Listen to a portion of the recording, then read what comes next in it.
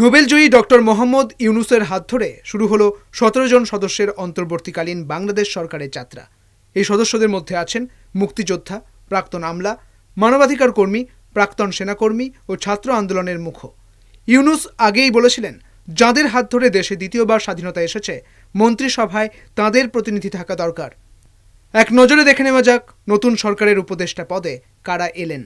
প্রধান উপদেষ্টা ডক্টর মোহাম্মদ ইউনুস, এছাড়া বাংলাদেশের ব্যাংকের সাবেক গভর্নর সালেউদ্দিন আহমেদ, ঢাকা বিশ্ববিদ্যালয়ের আইন বিভাগের অধ্যাপক আসিফ নজরুল, মানবাধিকার সংস্থা অধিকারের নির্বাহী পরিচালক আদিলুর রহমান খান, প্রাক্তন তত্ত্বাবধায়ক সরকারের উপদেষ্টা এএফ হাসান আরিফ, প্রাক্তন পররাষ্ট্র সচিব তৌহিদ হোসেন, পরিবেশ আইনজীবী সৈয়দা রিজওয়ান হাসান, প্রাক্তন নির্বাচন কমিশনার এম শাখাওয়াত হোসেন, নারী অধিকার কর্মী ফরিদা আক্তার, ইসলামী চিন্তাবিদ আফ খালিদ হাসান, গ্রামীণ ব্যাংকের প্রাক্তন ব্যবস্থাপনা পরিচালক নূরজাহান বেগম, নির্বাচন ব্যবস্থা বিষয়ে বিশেষজ্ঞ শারমিন মুর্শিদ, প্রাক্তন রাষ্ট্রদূত সুপ্রদীপ চাকমা, চিকিৎসক বিধান রঞ্জন রায় এবং নৌবাহিনীর অবসরপ্রাপ্ত কর্মকর্তা ফারুক ই আজম।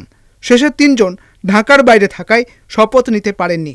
এছাড়াও আন্দোলনকারী শিক্ষার্থীদের প্ল্যাটফর্ম বৈষম্য বিরোধী ছাত্র আন্দোলনের 2 সমন্বয়কারী মোহাম্মদ নাহিদ ইসলাম ও আসিফ মাহমুদ সজীব ভূঁইয়া নতুন সরকারের উপদেষ্টা হিসেবে যুক্ত হয়েছেন, যা বাংলাদেশের ইতিহাসে প্রথম।